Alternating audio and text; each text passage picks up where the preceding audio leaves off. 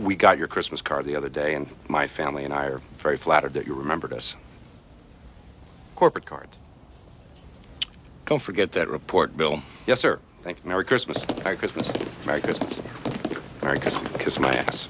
Kiss his ass. Kiss your ass. Happy Hanukkah. And now it's time for another special feature.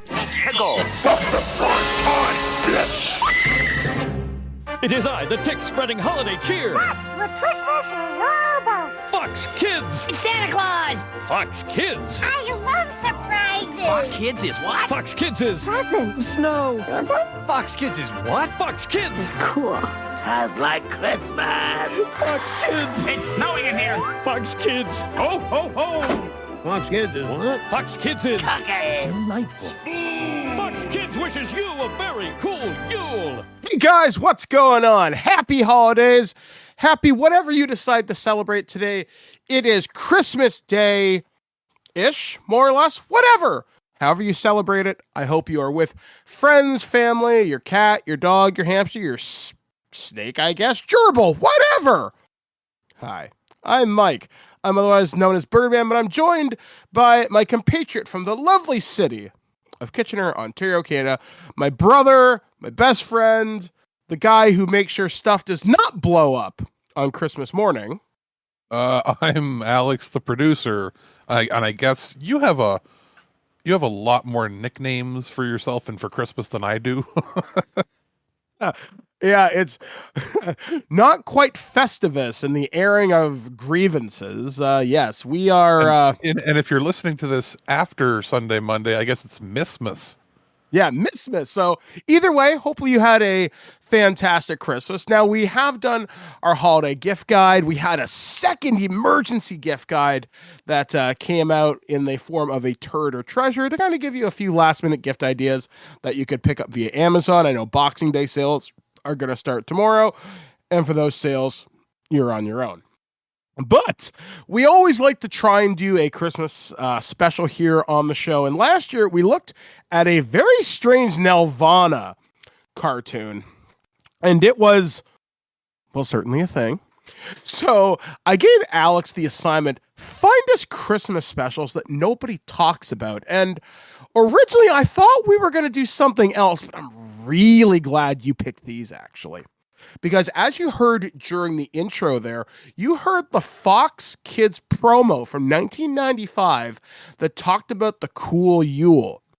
And all of these shows were on Fox Kids at one time or another. So very much in that Fox Kids era of television where you'd get the Christmas special, you'd have The Tick or Eek the Cat or Batman and Robin Take Over Christmas morning or the Christmas weekend adjacent to it. And you get all these Christmas themed episodes of the show. And a couple of these, again, while I was watching these for this episode, they're all what I would call guys in suits episodes. So not an animated bit among all these. Yeah. Originally, I remember the pitch that we talked about was, let's find some either sitcoms or other shows from the 80s or 90s that maybe people forget had Christmas specials and do maybe like pick two or three and watch them and then discuss them. And as I was thinking about which ones to do, it popped into my head, why don't we do a very Saban Christmas? And I was thinking, okay, because I remember that there was a Power Rangers, at least one. There's actually a few of them that, of their Christmas specials.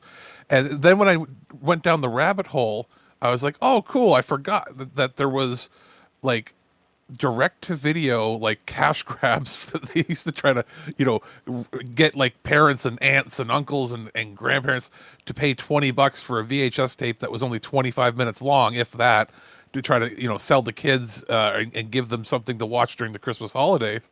A lot of times they were, big cash grabs from the home video era of like 85 to 95 or 96 or so, before people caught on that those tapes probably weren't really worth the money and they were hastily thrown together.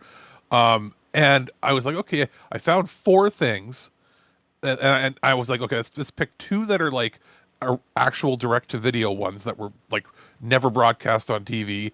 And then I'll see if I can find two episodes of stuff that were regular TV shows that aired Christmas episodes. And then I realized it's technically not a fully Saban Christmas because what I thought was a Christmas special, like direct-to-video special, tied in with the Turtles Next Mutation show is not. It's completely separate Ninja Turtles special, not made in conjunction with Saban, or as far as I can tell, with any of the movies. The costumes look like, are they maybe for like the live shows? I think those were the coming out of their shell tour costumes, because as I was watching it, I'm thinking this has the beginnings of Next Mutation, but I don't think Next Mutation would air for a year or two later. And exactly. So I when I saw the dates, I was like, this seems wrong. I was like, are these like, to me, they look like the costumes that I saw when I went to Canada's Wonderland, when that was Paramount Canada's Wonderland, and they would have like daily concerts. Mm-hmm. But yes, we're getting ahead of ourselves. So it's a mostly Saban Christmas, maybe we can call it, as a special. Exactly. So yeah. So like I said, a lot of these shows had a history on Fox Kids for a long time. I completely forgot about the Ninja Turtles special up until, like I said, you showed me the video for this. I don't even remember seeing this in stores, and I was a pretty big turtle fanatic kind of growing up. I remember my parents paid the satellite guy to come to our house so I could watch the pay-per-view for free of Coming Out of Their Shells when that was on television in the early 90s. But yeah, I never recalled seeing this, but I remember hearing it because obviously we're old net citizens by this point. I'm pretty sure we have old age cards by now. And I remember hearing people talk about the Turtle special for years. So I guess that's where we'll kind of start today's discussion with this. I can mention that I remember the VHS tape being in stores because where you were probably getting close to the upper age of where the target audience was. In 94, you would have been like 12, right? 12 or 13? Yeah, give or take. Where at that point, I was 7. And I remember every kid wanting it because it was like sold in not just like Walmart and that. I remember grocery stores having the VHS tape. And that's something that you saw a lot of when you and I were younger. Grocery stores used to carry a very select version of tapes. You'd either get the really bargain bottom stuff, or you get like, hey, here's the single version of like Mission Impossible or Jurassic Park or something like that. And they never really carried, like, it would be like the SLP mode, like the cheapest version of a movie that would come out, or like you said, they'd have a bin of collections of like episodes of public domain things of like Three Stooges and that, right?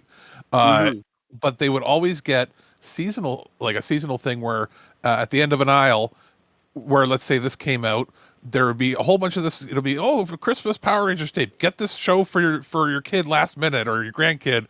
And I remember the VHS tape always being bundled with something like a hat, maybe. Or like a Frisbee or an activity book with stickers and crayons and stuff.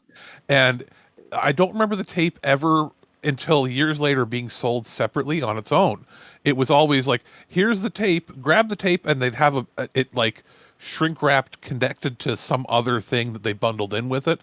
And like Shoppers Drug Mart or the drugstore would have this.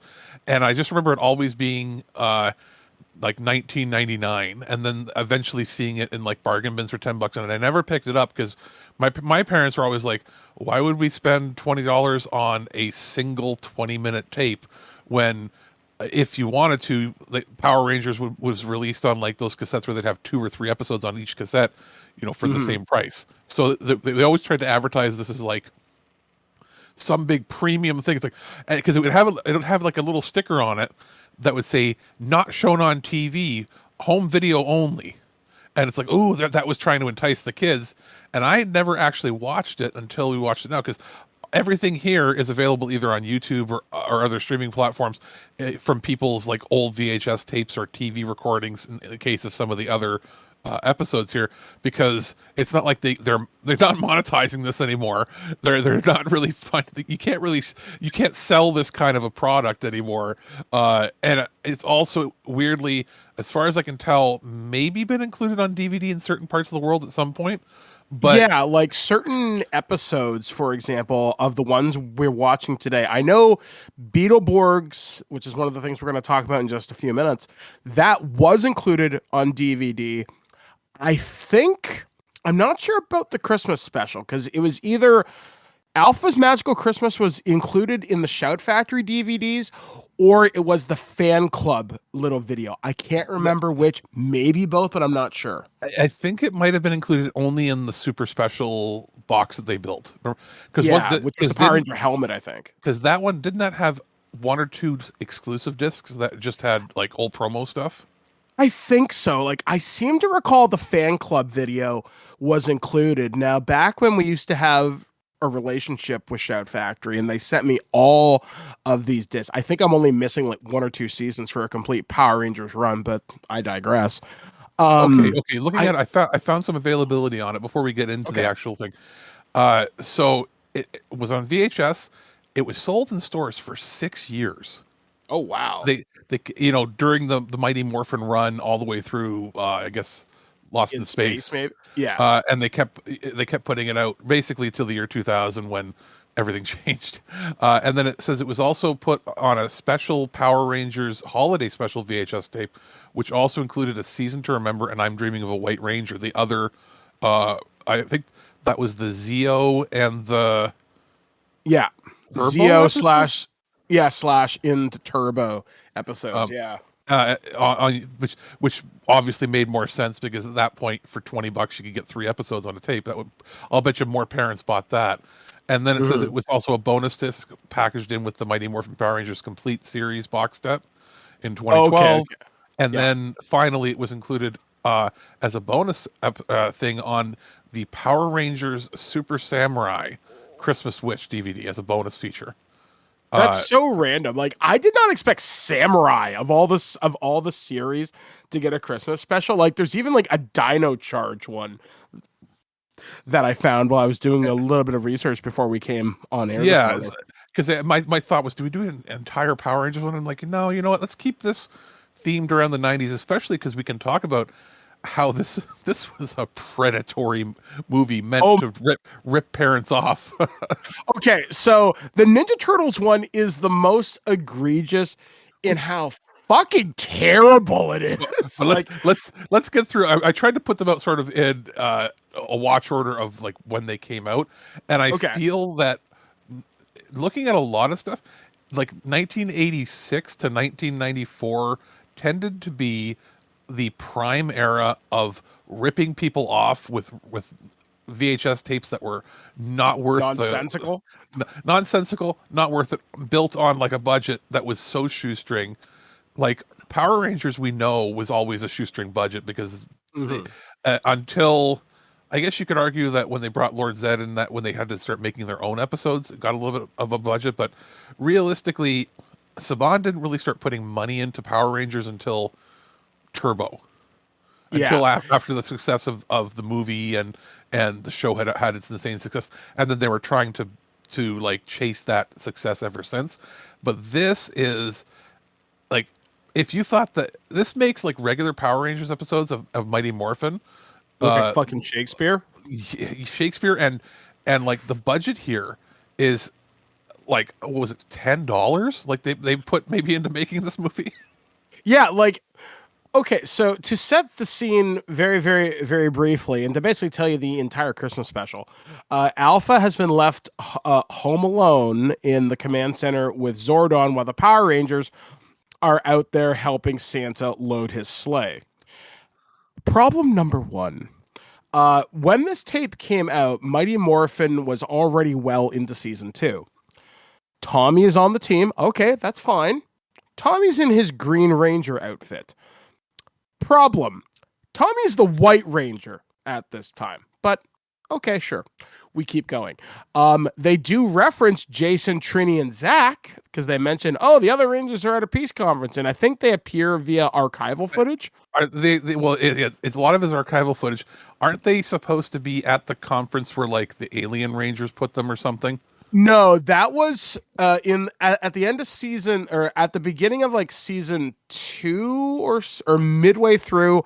They leave for a peace conference, and that's where they get Rocky, Aisha, and Adam, who become the new Rangers. And they are in this episode, but they only appear via the viewing globe. So Zordon says, "Hey, Alpha, you're lonely and sad for a fucking robot. So we're gonna kidnap children."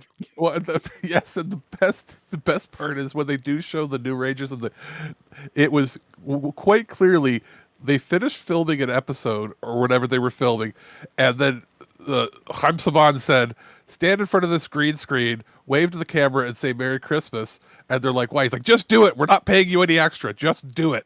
And it was like it totally has that vibe. It looked like they wrapped for the day.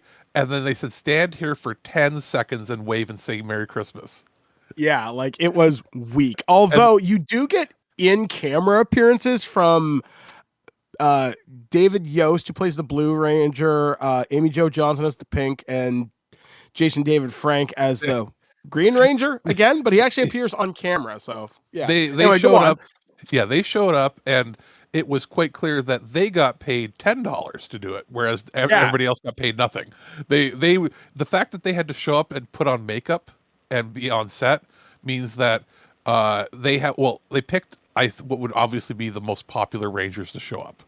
Mm-hmm. Yeah, I mean, Billy was always popular, whether or not he was liked by the crew and back and forth. We know their stories there, but obviously, Tommy being the most popular had to be there, because they were going to use him in pretty much all the advertising for it. And I'm guessing they brought in Amy Jo Johnson because her with him, but also she was a cute girl that everybody liked. So. I can't remember. Did they end up singing any of the songs together? No, which I was kind of surprised, but I guess Amy wasn't doing her musical stuff at that time. I have a feeling I know the reason. I don't know if they were if they had Actors Guild cards at that point. I believe in their contracts, though, singing would be an extra. They would have. I could believe that. You know what I mean? So it's easier if you don't have the actors on screen to sing, because also if they're not great at singing, we don't know necessarily if they would have been. This is before auto-tune. They wouldn't have spent the time to fix it, and it would have made them look bad. Yeah.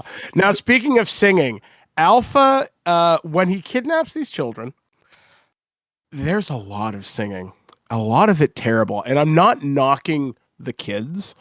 I'm knocking the producer and the director and the editor for choosing said music that goes over said kids. It is bad.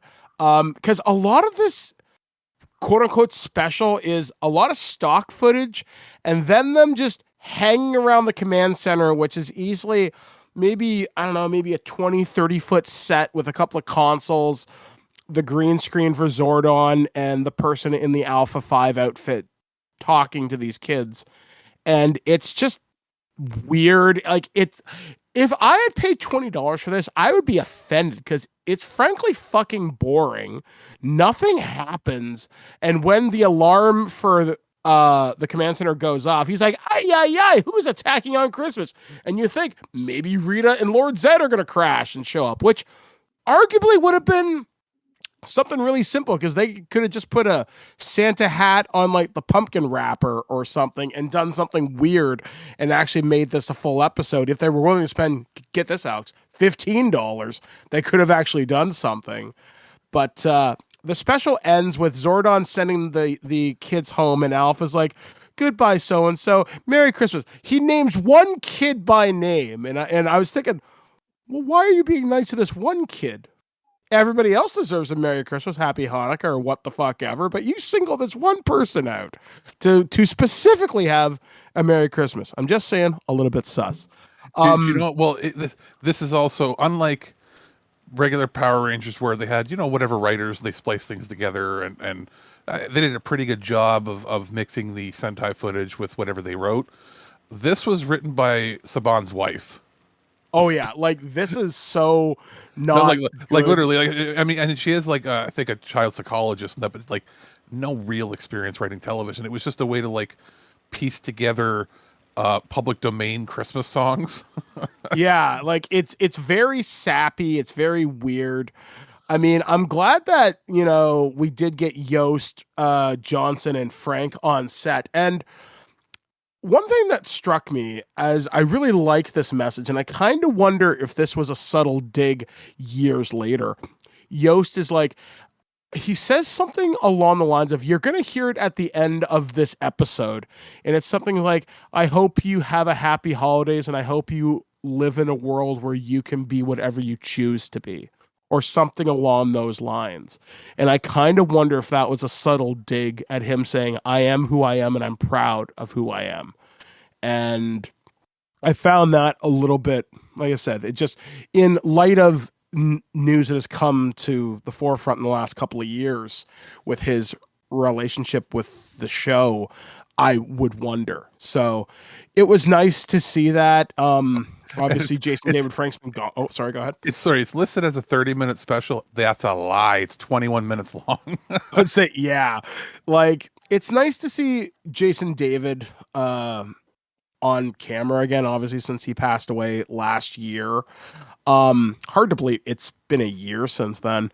But yeah, I mean, it's amazing how much time has flown by.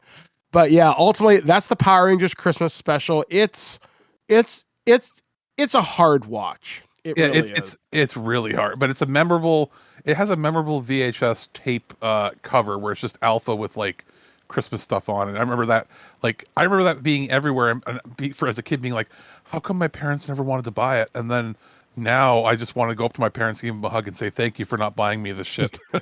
Yeah, thank you for not dealing me years of psychological torture. So where are we going next in our viewing globe of terribleness? We're going into what I thought was a Saban Next Mutation special, but in fact is completely unconnected turtle special. We wish you a turtle Christmas, which doesn't. It has the okay. Oh, it also came out in 94. This was also 20. It says 22 minutes. I think it's 19 before credits. This is another special that was like 20 or $30 when it came out on video. Is a musical special, has more of a plot, was filmed on a couple sets at least, it looks like. But for whatever reason, did you notice that the title, like the title credits, didn't have the Turtles logo? Yeah, like there's some very interesting choices in this because it's licensed because at the very end, when you go through the credits, it lists like Laird and like it lists everybody, but the VHS tape itself, the actual cover, has the Turtles logo, and then it says "We wish you a turtle Christmas," but it's almost like they're using like a Windows like movie maker type font. Yeah, and like something like word art font. That it looks like the title card was done on the VTR that they were. It's like they video recorded, toaster, baby, video toaster. Exactly, that's what it looks like, and at the same time, like I don't want to like the cast. I've got to see who was in this because my guess is guys who were second or third string Broadway actors, and holy shit, the voices in this are, oh boy, they are something else. Hey, I'm Raphael. I just happen to be from South New Jersey. It's really off-putting. And Leonardo, my God. Why? What? Raphael is one of the Village People. Wow. Because I was looking, because it was like the cheesiest music. And I didn't want to say, I was like, is it just white guys trying to do black guy voices? There's a couple black dudes in this. Some of the people, the guy who plays Donatello, I can't find anything on. Splinter. That's the coming out of the shell guy. It has to be. Old white guy. Yeah. I'm trying to see if he was in anything else. Jack William Scott. He's an old like Western actor from like the 30s and 40s. Okay. But like looking at Leonardo here, Leonardo. It is not Jack Palance. Is not.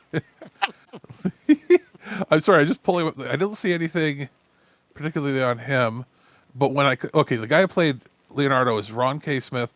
When I pull him up, it says he's known for playing turtles in Coming Out of Their Shells tour.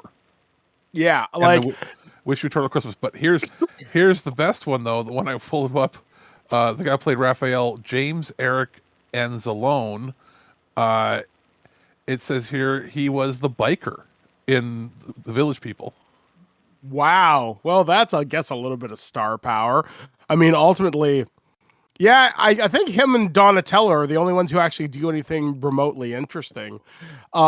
This special, its plot, quote unquote, is it's Christmas Eve. The turtles are getting ready to exchange gifts, blah, blah, blah, blah.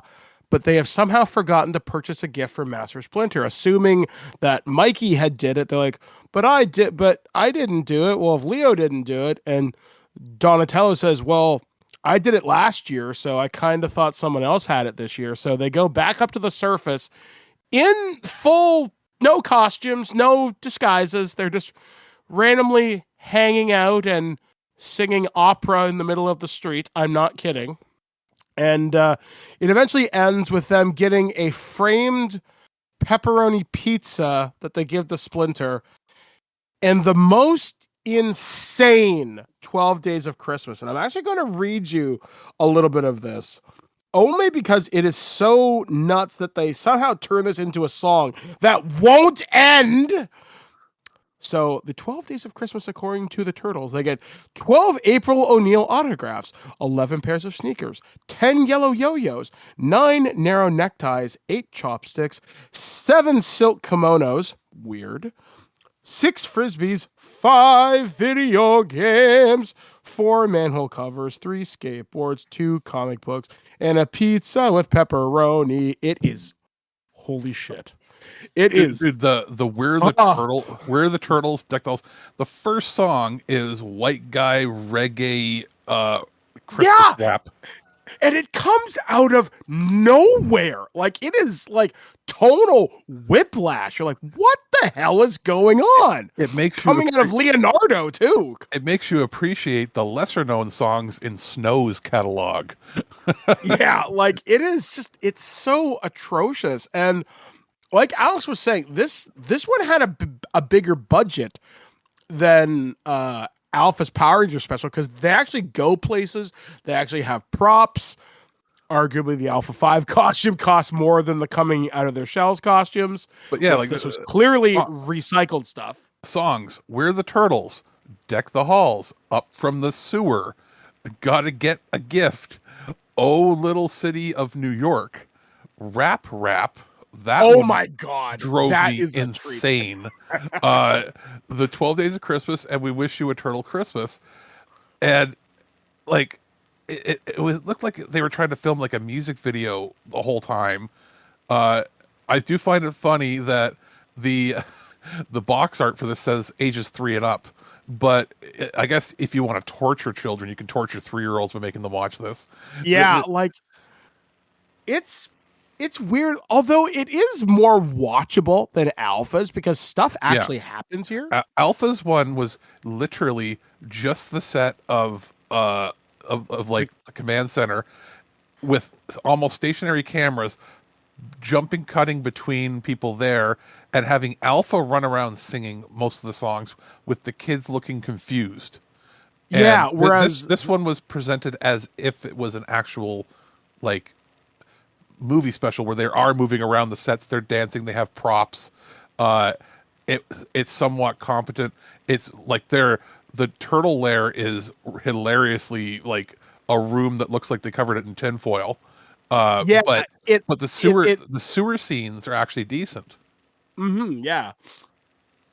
Like when Alex was like talking about the sewer layer, it is very clearly a room that they set up in a back room somewhere that they didn't intend to shoot a lot on, though I seem to recall a lot of green lighting. If you thought that they downgraded the like their lair in the third Turtles movie, this is like what if they recorded that in a broom closet? Yeah. This is as if you ordered the turtle layer from Wish and Alibaba. It is atrociously bad. But again, they get props. They actually have costumes, which the sync sound doesn't always work with their mouths and talking. And don't forget, some original songs very specifically advertised as other bodacious classic Christmas songs. Oh my God. Thank you, thank you, FHE Family Home Entertainment, for completely just ruining turtles for a lot of kids. I mean, honestly, Alex, what would you do if you and I just happened to be out in public and we're doing our own Twig thing? If someone started singing the rap, can you just imagine how big our eyes would get in our heads if we ever heard this summoning Cthulhu hymn in public? Remember, the Turtles rap with Vanilla Ice actually was a radio hit. I remember that. In Canada, I really do. And it was played at Canada's Wonderland incessantly because of course. Because like back then, when it was Paramount Canada's Wonderland, they had the Turtles in costumes performing daily, and they had Vanilla Ice multiple times come and just do like random Sunday concerts and Saturday concerts there when he was in Canada. Like that was an actual hit, and this is not that. Yeah, no, this is next rap, level. Rap, what the hell? Rap. It's going to be in your head forever, but in the not even like earworm way, in a frustrating like you going, how did they think this was a song way? Yeah, like how was this? Yeah. Also yeah. hilarious. Whoever designed the costumes for these, like obviously they're lower budget than movie accurate or even TV, like what you would use for a TV show. When they were designing them, they designed the costumes so that they would look okay, I guess, in person, color-wise. They didn't think of how a TV show using, this is a little technical, but like the color primaries that a TV show uses or transfers to a VHS tape, didn't realize that the color space that was used on low-quality VHS tapes meant that you can't tell the difference between Raph and Mikey. Or in most cases, in most shots, depending on the lighting, between Leo and Donatello, because these were meant to be used on a stage with giant stage lights on them where they're super bright and everybody can see them. If they're shot in any form of shadow, you can't tell who's who. Yeah, I think there was a notable thing when I was doing a little bit of research on this. They actually gave Michelangelo a white scarf so you could tell him apart from Raph because in certain scenes. You can tell that once they started shooting, somebody went, dude, we can't tell. We can't tell when we're in the room. Yeah, so that's a big yikes. I mean, overall, I will say the Turtle Special is infinitely more watchable than Alpha's, but it's a lot worse musically. If that makes sense. Alpha's is a completely pointless tape. This is actually worth it in a like historical, interesting regard because like this was obviously, now that we saw it, made to cash in on the success of the live tour. Mm-hmm. But then seeing this, and if you thought like, oh, the Saban show had low budget puppets, like no man. Like Saban saw this and went, I can do better, and he did. Yeah, like it's like kind of nutty. Like you think about the history of holiday specials. There's actually, I'm just going to talk about this for like 30 seconds. There actually is a documentary in theaters as of this recording that talks about how they made the Star Wars holiday special. And you kind of wonder how that got a big budget, relatively considering. And you can see Power Rangers and Turtles are chasing that Star Wars dragon in their own sense. But Star Wars had the money and the prestige, whereas Power Rangers was an up-and-coming franchise, which needed that cash influx to keep moving. The Turtles franchise around 94, 95 was starting to dip because those would be the infamous red seasons we'd see on CBS, and then leading into the next mutation. And then the Turtles franchise would lie dormant until 2003 when the new series came out. The issue here, I think, was this came in the wake of the third movie that failed in theaters. Yes. So the franchise was already in a pretty damaged place. So yeah, it is certainly an experience. Like this is a 94. If this was a 92 release and they had put a little more, if it was 92, they would have put more money into it.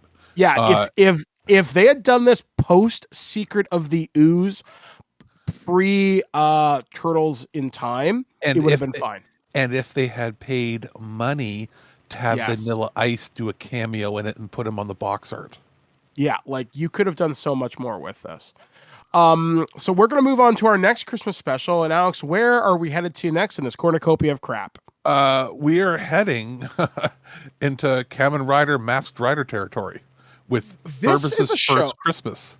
This is a show I have zero experience with, other than I remember Fox Kids advertising this really, really heavily because they were trying to get into the whole Sentai thing and bring over as much of that as possible. Because, like we've talked about on the show, Haim Saban went, "Ooh, money," and a lot of American kids loved it. It was like, I think slightly before this, maybe a year before. Like he tried expanding. Remember, it was like VR Troopers was the first expanded show that when he was like, okay, we can do shows outside of Power Rangers. I need other shows to license. And I think after VR Troopers, the next one he did was Superhuman Samurai. Yeah. And then Masked Rider, or known now as Kamen Rider everywhere because they just use the Japanese name. I think they did 2 different series. It was this, and then it was like Dragon something or other was the other series a few years later. Now, this was one of the first shows where they started putting a lot more money into the American side of the production. Where like they'd make up entirely new bad guys, and like they started doing that with Lord Zed, right? But this was a show where more and more footage was being made in America, and then splicing in with the Japanese footage. Where Power Rangers was until like the late '90s, very much so like 75 to 80% Japanese footage, and they would insert stuff. So this has more of an American budget, especially since it's a show where basic premise, if you don't know, it is a prince of some alien planet.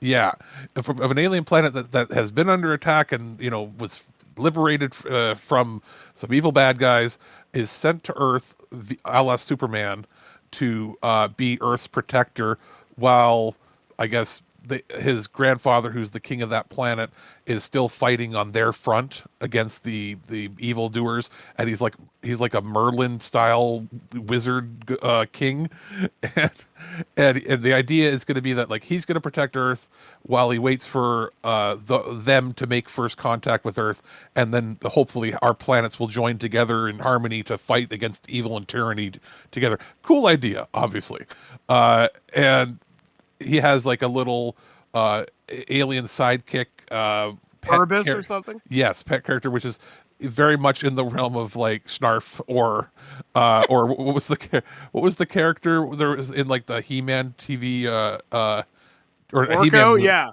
yeah, like Orko or like the or like Snarf and all that. And then he becomes like an adopted kid in this family, which. And the family is designed to be sort of like a classic 80s TV sitcom family. Very family ties, very Alf. Yeah. Or like Silver Spoons and all that sort of stuff. Like at the same time, the family, like the parents, they know, you can tell the parents know that they're supposed to be in a cheap, crappy, tappy show, but they play it completely straight. And it's actually like pretty well acted, the show. Yeah, I was gonna say, like, the difference between Power Rangers showing civilian life and Kamen Rider is its delivery and believability. Like the quality on Masked Rider, the actors for supporting characters were a lot better than you would see on typical Power Rangers fare. I was honestly clearly impressed. like they were hiring, like the parents are like actual proper character actors. They're not just like amateur actors that just is their first gig. You know what I mean? Yeah, So, like these guys are not community theater. These guys have at least done bit parts elsewhere. they didn't hire people that just did commercial work or filled in and walk-ons, and then they ended up having a career after. They hired people for the show that were serious actors. And this was from '95. This is the height of Saban when he was like green lighting and producing like everything. 10 or 20 shows at a time across different platforms, like Mystic Knights of Tir Nog and all that other stuff, right? So, what was the other one? Mystic Knights, and then there was, I can't remember. Did he do the Warriors of Virtue? I think so, but I don't know. That's a question Darla might know. Yeah, because like at the time, this was one of those things where he was producing all these shows in America. This is before they moved to film everything over in New Zealand, but at the same time, this was around when like Hercules was out and a lot of shows started getting filmed in New Zealand, and there were like competitors doing the same sort of thing. But this show I remember really liking and being really surprised that it got canceled. And I remember it got canceled because they didn't just The run out of ratings stuff. were low, I think. The ratings were not as high as they wanted. It was that he was spending too much money on the American production of it when it was easier just to make cheaper shows. And then the only other show we'll mention later on that they put more money into was Beetleborgs, and which is one of the episodes we have here to talk about. But this one, Furbus's First Christmas, was from I think this had. This was the episode before they introduced. Wait a second. No, I'm thinking of Beetleborgs. I know this episode was kind of a weird one because they did put a lot of money into it, and it leads into something, or maybe I'm thinking Beetleborgs. But anyway, continue. Yeah, your thought. It's the 12th episode of Masked Rider, and I can't remember if. Yeah, this is one of the ones where it had 40 episodes. This is when he was still doing the I guess daily Japanese styles. What it was like the weekly episodes for the whole year. I can't remember. No, or is this when he was still doing like 2 to 3 episodes a week of shows? I can't remember. I could see that because I seem to recall Masked Rider getting a prime spot on Fox Kids Saturday mornings, and I think it aired Friday afternoons as well. Yeah, but it wasn't like Power Rangers where it was like 3 episodes a week. Like it was. Yeah. It wasn't a daily syndicated show. Now, that being said, I remember really liking it at the time, and then obviously, Masked Rider has become a much more popular thing. Like Ultraman was on with Samurai, Superman Samurai. I think that was a more popular show. Yep. But this only got the 1 season, but it still got 40 episodes out of it, and then they took a break. This is interesting in that it actually aired on December 23rd of 1995. I'm going to check the date because that'll tell us right now, or the day of the week that was. I think part of the reason Masked Rider failed in the US is Power Rangers had more characters for you to connect with. You had a solo hero here in Dex, who was the prince from. It was a Saturday, Illinois. so that's right. It was a Saturday morning show. But so the fact that this is a Christmas episode that aired really darn close to Christmas for once. Yeah, and that's like. You don't often get television schedules to line up like that. I mean, the only other thing that came out around this time, not a kid's show, but I know the Freddy Krueger Nightmares, Freddy's Nightmares had a Christmas episode that aired, I think, not Christmas Day, but I think very close to its original air date. So it's so hard to get TV schedules to line up like that. I mean, even when you have a Saturday morning that comes on Christmas, in the 90s, that was programmers' gold. I remember CBS doing something, ABC. Fox Kids was the king of the Christmas specials. In fact, fun fact, go on to YouTube right now, type in Fox Kids Christmas, and you will be able to find Alice, I wouldn't surprise me if you could find the morning this episode aired in particular with all the original commercials and bumpers and everything. Yeah, because a lot of people would tape the whole like 4-hour block, and they've been digitizing their old tapes, which is awesome. So to any YouTuber or user who does that, thank you for bringing back a piece of essentially lost media. Like one of the things I used to do, and it weirdly used to make me really depressed, but I've learned to love the bomb, so to speak, is I like how I'm able to relive those Saturday mornings in particular via YouTube because people are digitizing the archive. Now, this episode, is this available on the DVD? Like, did Masked Rider get a proper release in? No. That surprises me. I'll double check, but I'm reasonably sure that Because I know there's a Power Rangers crossover. Let me see here. There's power. Yeah, the crossover might have. I know it's spotty, like because I know that other stuff like VR Troopers. I think that they had everything except for like the last half of their last season didn't get a release because it didn't sell well enough or something. I think it did because I remember I had friends back when you and I were first becoming buddies. I had a friend in America find me the second part of VR Troopers because I think it was like a Walmart exclusive or something. It was really hard to find. It might have been, or was it maybe a Shout Select exclusive where they only had it on their website because it didn't sell enough in retail? Yeah, maybe. Yeah, because I know that I think that it was that, or was it Beetleborgs that the final volume never got released because it didn't sell well enough? Yeah. But yeah, okay, here. In the U.S., only 2 VHS tapes were made during its run in 1996. Escape from Edenoi and Super Gold, as well as another tape. Yes.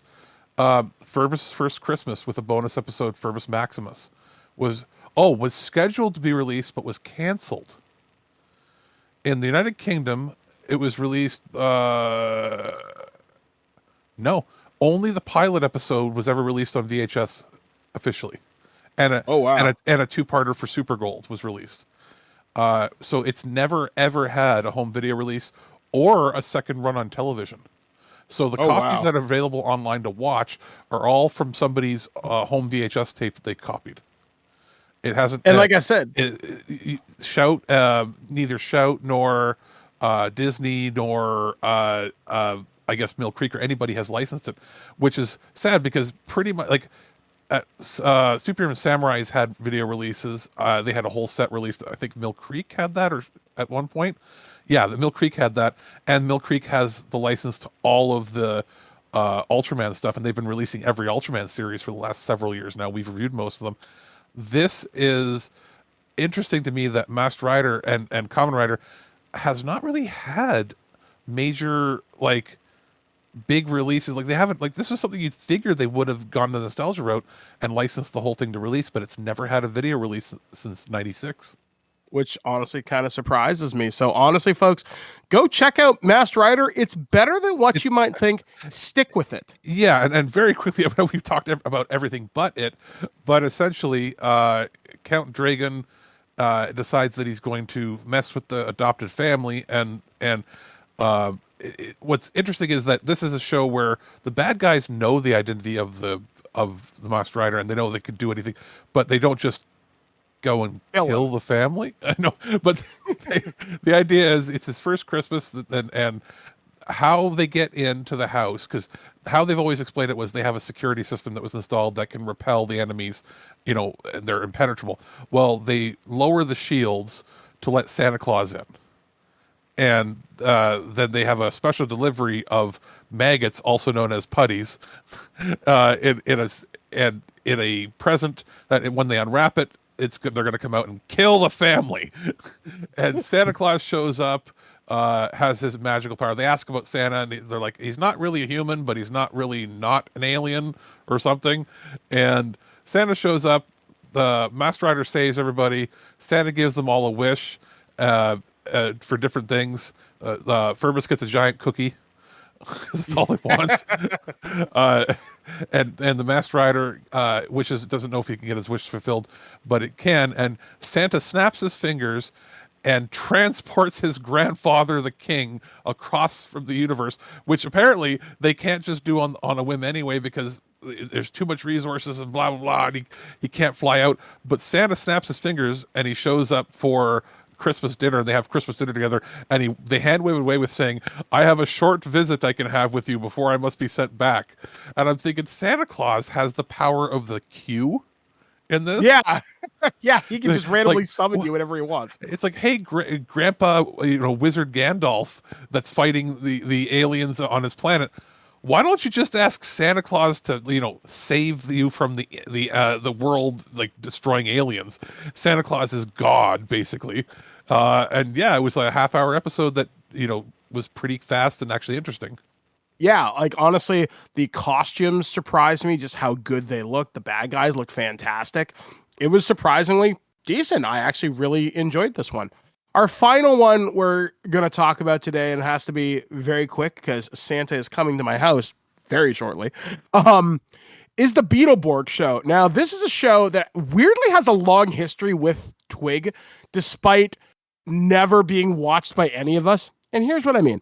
So way back in the day when David Double D Dennis was a part of the show and he was doing the weekly Dave's Rants, or those little comedy skits you used to hear back about 10 years ago, he took clips of Beetleborgs and he would mess them up. And there's a sign of Frankenbeans, who's the random universal monster who lives at this haunted mansion. Trust me, it's a thing. Very, very basic background for anybody who doesn't know, and you should go watch it. This is the show that they put a lot more money into making the American side of. It is, what if you mixed the Monster Squad with, I think it's Metal Heroes, which was the Sentai type show over there, and I think it's in the same franchise as VR Troopers, even though it's not, like, because it's about different, whatever, Metal Heroes, and they took the Japanese footage, heavily edited, and it's like, what if you mixed Monster Squad with like Big Wolf on Campus, and kids that are at a haunted house and they have to stop the classic Universal monsters from going crazy and killing the world. And the only person that's going to help them is the ghost of the house, which is a musical mixture of Elvis and Jay Leno. Yeah, literally made to sound like Jay Leno. Yeah, the actor who played it was a guy named Billy Forrester, and that's Flabber, who's the phantasm who lives inside the pipe organ. So the kids go to this manor, they free these monsters, and in agreeing to free him, the Flabber Elvis says, look, I'll give you one wish. And in return, they wish to be their favorite comic book characters, the big bad Beetleborgs. But in doing that, they resurrect the Beetleborgs' big nemesis, who I can't remember his name, but I know the bad guys are called the Magnivores or whatever. So, it's such a bizarre series, but clearly they put a lot of money into this. The kids are actually really kind of likable. The supporting cast around everybody else is, again, really, really likable. And it's clearly the highest budget out of probably, I mean, unless I'm completely off base, is this not the most expensive looking of all the Saban shows of that era? I think so personally, yeah. Because like they built sets, they have all the classic monsters. Like, this could be a show completely outside of the Japanese footage. Yeah, for sure. And I originally thought it was going to be, but it's the thing that wows me about it the most. It's how expensive the costumes look. Like the Beetleborg armor, that can't have been cheap. It looks better than the Masked Rider stuff, I think. And you see Beetleborg stuff show up. I think it was either in Space or Lost Galaxy. They fight the Beetleborgs at one point. And the Christmas special has a very important thing continuity-wise, because it takes place right before a really big 5 or 6-parter episode known as the Shadowborg, from what I understand, where the bad guys get the original writer of the series to create something, or they steal his like notebooks or something. And I'm thinking, holy shit, that is fucking cool that you didn't have to go this hard. Yeah, exactly. Yeah, so ultimately, like, it's entertaining, and I love the setup, how one of the kids' parents owns a comic book shop. They're throwing like this huge Christmas party.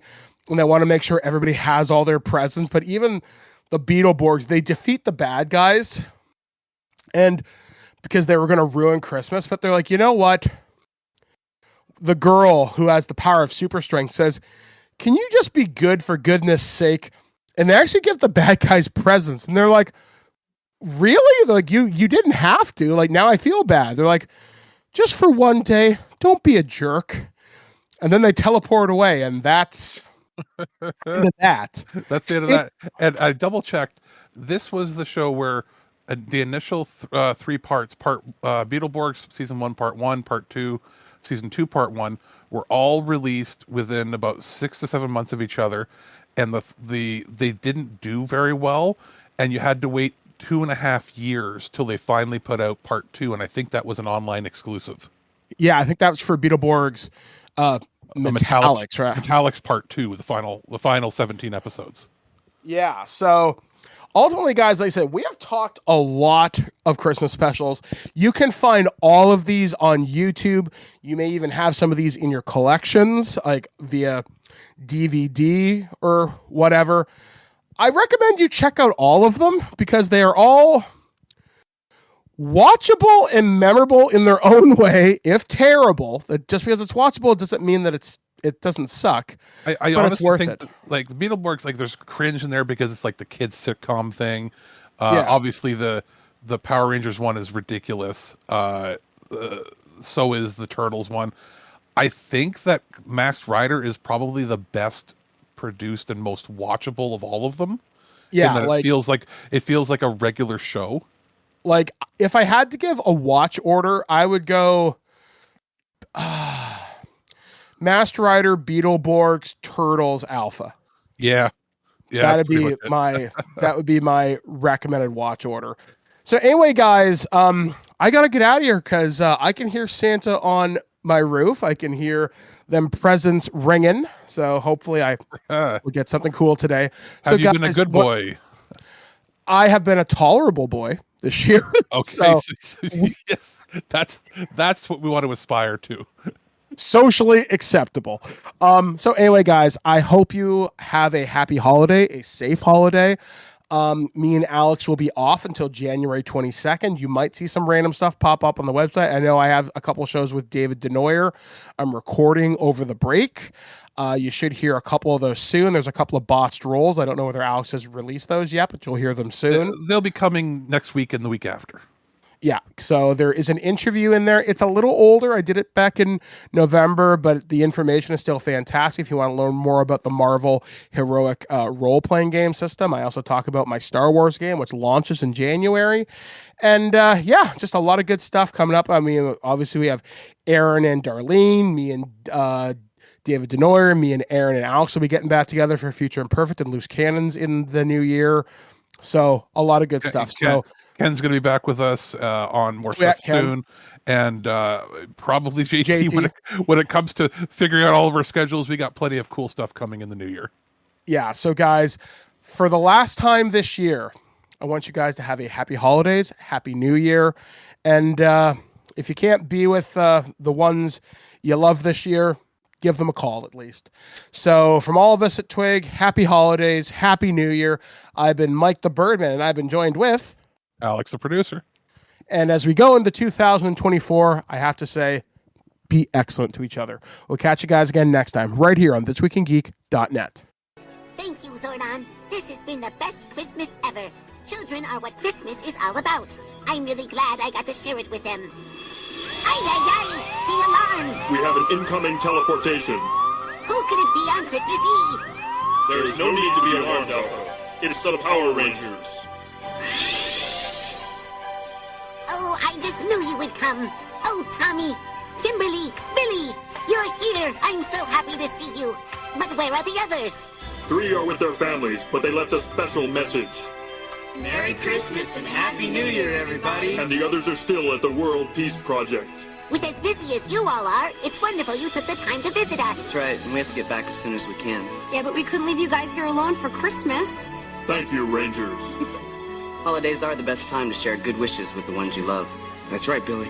And my Christmas wish for you, Alpha, is that you'll always have a smile on your heart. and that the magic of Christmas will stay with you the whole year through. We hope that the new year will bring happiness and harmony to you and your families. In a safe world where you'll be free to grow into the best person you can be. And for all of us, may this be the year we have peace on earth. At no point in your rambling, incoherent response were you even close to anything that could be considered a rational thought. Thanks for listening to this episode of This Week in Geek. Hungry for more? Check out our website at thisweekingeek.net. You can subscribe to the podcast, browse our Twitter and Instagram, and leave your thoughts on today's topics. If you'd like to give us some feedback, send us an email at feedback@thisweekingeek.net. Tune in next time, and remember, lower your shields and surrender your listenership. We would be honored if you would join us. Thank you for your cooperation. Good night. Now that Santa's dead, we can finally celebrate Christmas again. This is going to be the best Christmas ever.